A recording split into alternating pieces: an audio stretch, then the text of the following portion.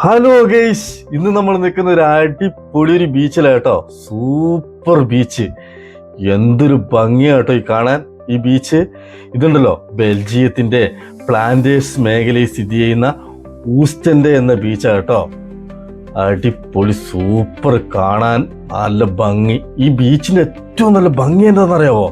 ഈ വലിയ കെട്ടിടങ്ങൾ, ആകാശം മുട്ടുള്ള കെട്ടിടങ്ങൾ, നല്ല നീല ആകാശവും. എന്തൊരു ഭംഗിയാണ് കാണാൻ, കണ്ട മതി വരില്ല. അപ്പൊ ഗെയ്സ്, നല്ല ഈ യാത്രാ ബോട്ടുകൾ ഉണ്ടല്ലോ, ഇത് യാത്രാ ബോട്ടുകളാ. ഈ യാത്രാ ബോട്ട് വിനോദസഞ്ചാരികളെ കാത്തു നിൽക്കുന്ന കേട്ടോ.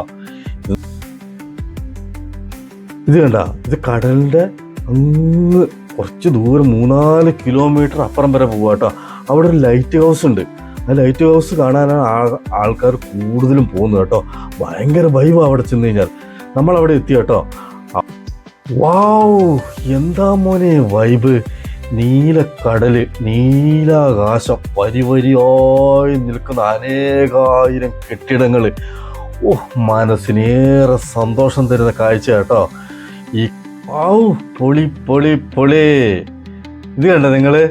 ഇതൊരു യാത്രാ ബോട്ടാട്ടോ. ഇത് നമുക്ക് ആർക്കും വേണം ഫ്രീ ആയിട്ട് യാത്ര ചെയ്യാം. ഇത് നമ്മൾ വിനോദസഞ്ചാരികൾ വരുന്നത് അക്കരെ കൊണ്ടുപോകും. അക്കരെ കൊണ്ടുപോയിട്ട് അതേപോലെ തന്നെ ഫ്രീ ആയിട്ട് ഇപ്പുറം കൊണ്ടാക്കും കേട്ടോ. നമ്മുടെ കയ്യിൽ സൈക്കിളോ സ്കൂട്ടിയോ എന്തെങ്കിലും ഉണ്ടെങ്കിൽ നമുക്ക് അതിനകത്ത് കയറ്റാം.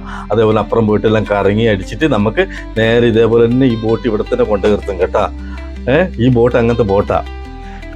ഇത് കാണുമ്പോൾ ഗെയ്സ് വിഷമം, ചൂണ്ടിടാൻ പറ്റുന്നില്ലല്ലോ. ഇവിടെ ചൂണ്ടിടാൻ പറ്റുന്നത് എങ്ങനെയാണെന്നറിയുമോ? ഇത് നമ്മൾ ഗവൺമെൻറ്റിൽ പോയിട്ട് യൂറോ അടച്ചിട്ട് 15 സെൻറ്റിമീറ്ററിൽ മീൻ പിടിക്കണമെങ്കിൽ 60 യൂറോ അടയ്ക്കണം നമ്മൾ.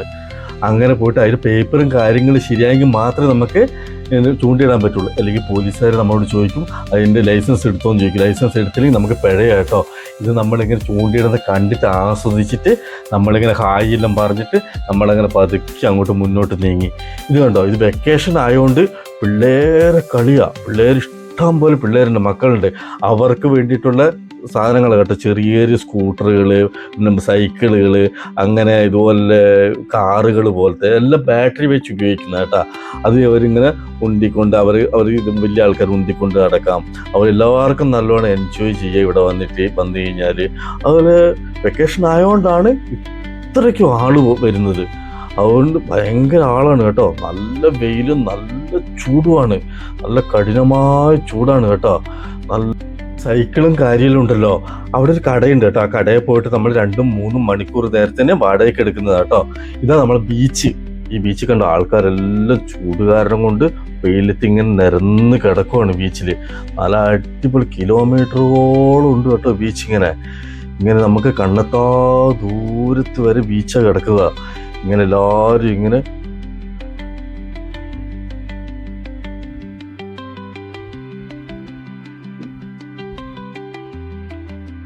ഇവിടുത്തെ കെട്ടിടങ്ങൾ പ്രത്യേകത കണ്ട.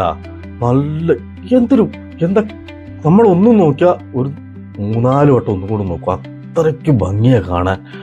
ഓരോരോ കെട്ടിടങ്ങളെല്ലാം കാണാനും ഭയങ്കര എത്രയോ നില എണ്ണാൻ പോലും പറ്റുന്നില്ല കേട്ടാ. അത്രയ്ക്ക് വലിയ നിലയുള്ള കെട്ടിടങ്ങൾ. എന്തൊരു ഭംഗിയാണ് കാണാൻ. ഇത് നമ്മൾ പോവുക കേട്ടോ. നമ്മൾ ബീച്ചെല്ലാം കണ്ടു, എല്ലാം സന്തോഷമായി. ബീച്ചിൽ നമ്മൾ മടങ്ങുന്ന രംഗം കേട്ടോ. ഇത് പ്രത്യേകിച്ച് ഈ ഊസ്റ്റന്റെ ബീച്ചിന്റെ പ്രത്യേകത എന്നറിയോ? നമുക്കിത് കണ്ടാലും മതി വരില്ല. അതേപോലത്തെ ഒരു ബീച്ചാണ് കേട്ടോ. എന്തൊരു രസമെന്നോ.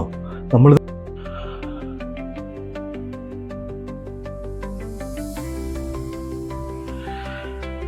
പിന്നെയുണ്ടല്ലോ, ഇതാണ് ഊസ്റ്റന്റെ റെയിൽവേ സ്റ്റേഷൻ കേട്ടോ. ഇതാണ് എല്ലായിടത്തേക്കും പോകുന്ന റെയിൽവേ സ്റ്റേഷൻ. അതിൻ്റെ തൊട്ടിപ്പുറം തന്നെയാണ് കേട്ടോ ബസ് സ്റ്റാൻഡ്. എല്ലാ ബസ്സുകളും വരുന്ന ബസ് സ്റ്റാൻഡ് കേട്ടോ. അത് എല്ലാ ഭാഗത്തേക്കും പോകുന്ന ബസ് സ്റ്റാൻഡ് കേട്ടോ. ഇവിടെ നിന്ന് നോക്കുമ്പോൾ തന്നെ ഇതിൻ്റെ സൗന്ദര്യം നല്ലോണം ആസ്വദിക്കാം നമുക്ക്. അടിപൊളി ഒരു ബീച്ചായിട്ടോ.